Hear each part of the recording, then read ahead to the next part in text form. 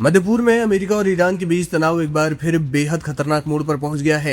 एक ओर ईरान लगातार क्षेत्र में अमेरिकी सैन्य ठिकानों और हितों को निशाना बना रहा है, वहीं दूसरी ओर अमेरिकी राष्ट्रपति डोनाल्ड ट्रंप ने फिलहाल ईरान पर प्रस्तावित नए सैन्य हमलों को रोकने का ऐलान किया है।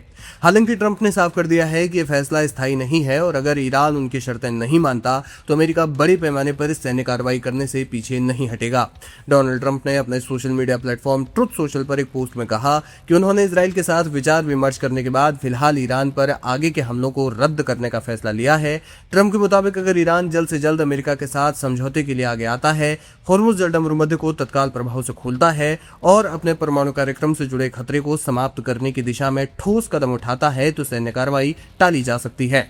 हालांकि ट्रंप ने अपने संदेश में स्पष्ट चेतावनी भी दी है। अमेरिका किसी भी स्थिति से निपटने के लिए पूरी तरह तैयार है। उन्होंने दावा किया कि अगर जरूरत पड़ी तो अमेरिका अब तक का सबसे बड़ा सैन्य हमला करेगा। उनके इस बयान को ईरान के लिए स्पष्ट चेतावनी के रूप में देखा जा रहा है। अमेरिकी ठिकानों पर ईरान के हमले।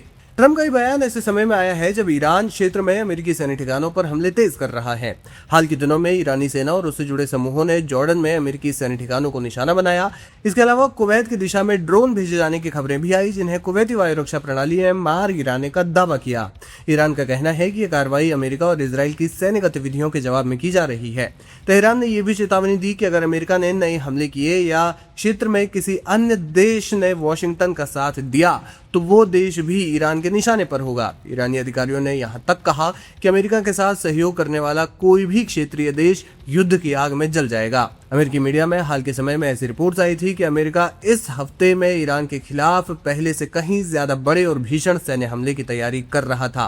माना जा रहा था कि इन हमलों में ईरान के सैन्य और रणनीतिक ठिकानों को निशाना बनाया जा सकता है, लेकिन ट्रंप के ताजा बयान ने संकेत दिया है कि फिलहाल वॉशिंगटन ने कूटनीतिक समाधान की संभावना को मौका देने का फैसला किया है। फिलहाल ट्रंप ने अपने हमले रोकने का ऐलान किया है। देखना ये होगा कि ईरान इस पर क्या प्रतिक्रिया देता है।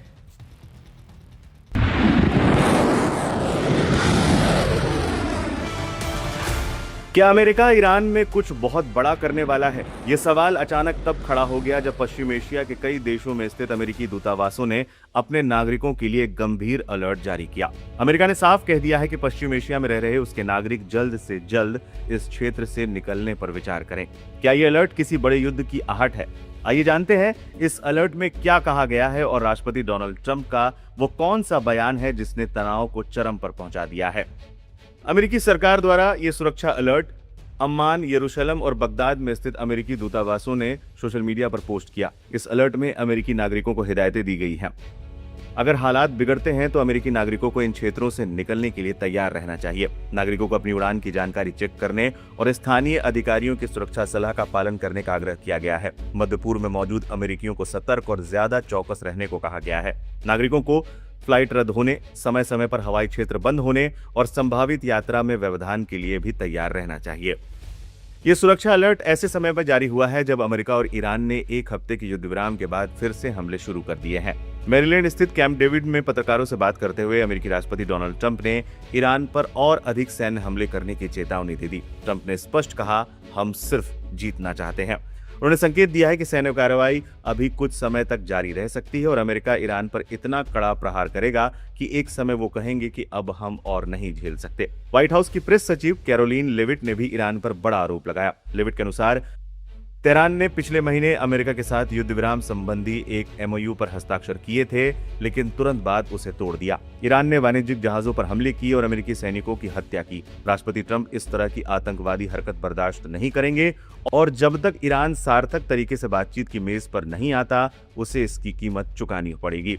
इस तनाव की आग केवल ईरान तक सीमित नहीं है। कुवैत की सेना ने शनिवार को जानकारी दी कि उनकी सेना उन ड्रोन हमलों का जवाब दे रही है जो देश पर ईरान के हमलों का ही हिस्सा थे। कुवैत के रक्षा मंत्रालय के प्रवक्ता मेजर जनरल सऊद अब्दुल अजीज अल औतबी ने बताया, ड्रोन ने देश के उत्तरी हिस्से की एक सरकारी इमारत सहित कई महत्वपूर्ण ठिकानों को निशाना बनाया। हालांकि कोई हताहत नहीं हुआ।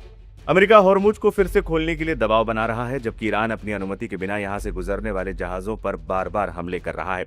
ब्रिटेन की नौसेना के मुताबिक शुक्रवार को ओमान की लीमा से 11 समुद्री मील उत्तर पूर्व में एक अज्ञात प्रोजेक्टाइल जहाज से टकराया, जिससे इंजन रूम को नुकसान पहुंचा। शनिवार को भी खसाब शहर से 21 समुद्री मील उत्तर पश्चिम में एक अन्य टैंकर के पास बड़ा धमाका हुआ। गनीमत रही दोनों ही घटनाओं में कोई हताहत नहीं हुआ। पश्चिम एशिया में इस बड़े तनाव के बीच गाजा में भी स्थिति गंभीर बनी हुई है। हमास द्वारा शुक्रवार को इस बात की पुष्टि करने के बाद कि वो हथियार डाल देगा, इसे गाजा युद्ध समाप्त करने की दिशा में बड़ी सफलता माना जा रहा है। लेकिन हमास के हथियार डालने पर सहमत होने के बाद भी गाजा पर इजराइल के हमले जारी हैं। स्थानीय स्वास्थ्य अधिकारियों के अनुसार शुक्रवार रात इजराइल द्वारा किए गए भीषण हमलों में मध्य गाजा में कम से कम 2 लोगों की मौत हो गई और दर्जनों लोग घायल हुए हैं। ये दिखाता है कि आने वाले दिनों में अमेरिका और ईरान के बीच युद्ध को रोकने में अभी भी कई बड़ी रुकावटें बनी हुई हैं।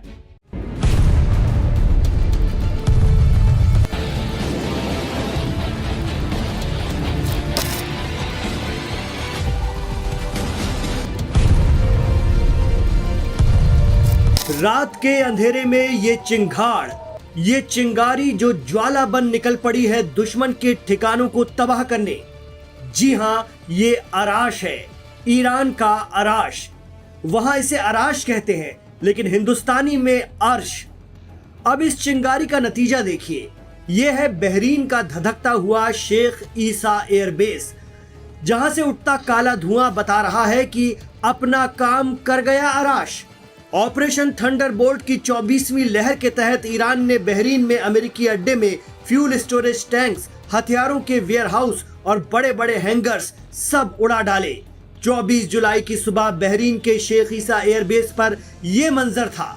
एक्सपर्ट कहते हैं कि ईरान का एक ही मकसद है कि अपने सस्ते और मारक हथियारों से वेस्ट एशिया में अमेरिका के भारी और महंगे हथियारों को बेदम कर डालो।